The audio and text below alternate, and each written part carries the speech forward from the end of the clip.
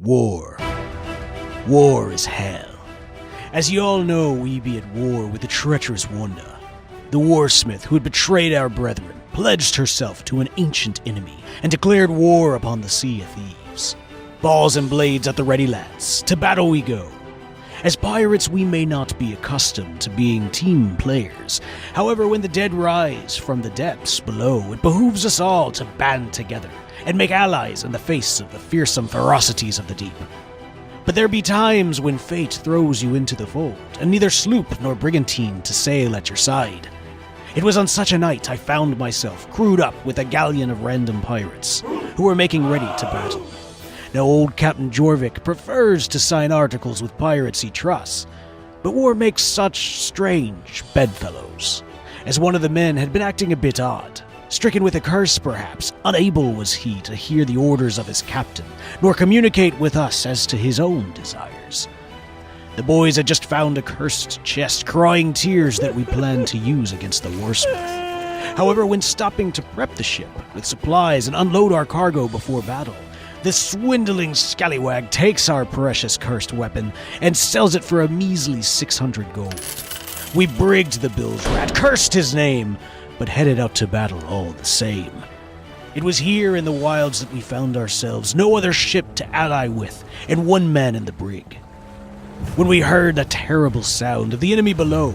Now, despite our disadvantage, the ship was fully stocked, with 8 gunpowder barrels held up at the crow's nest.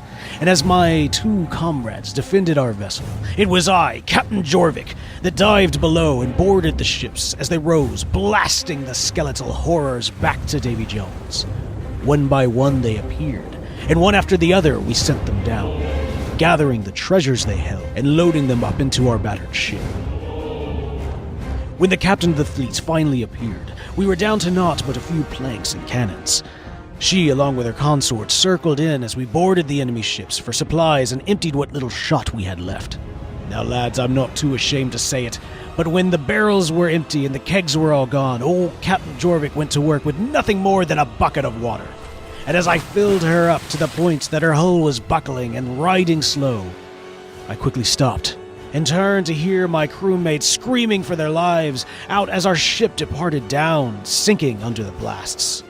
Calling out to the lads, I ordered them to make deals with merfolk, sell their souls if they had to, but find another ship and bring it back as fast as the wind would take them, while I quickly went to work, gathering all the treasures from our previous ship and loading it on to none other than the enemy vessel.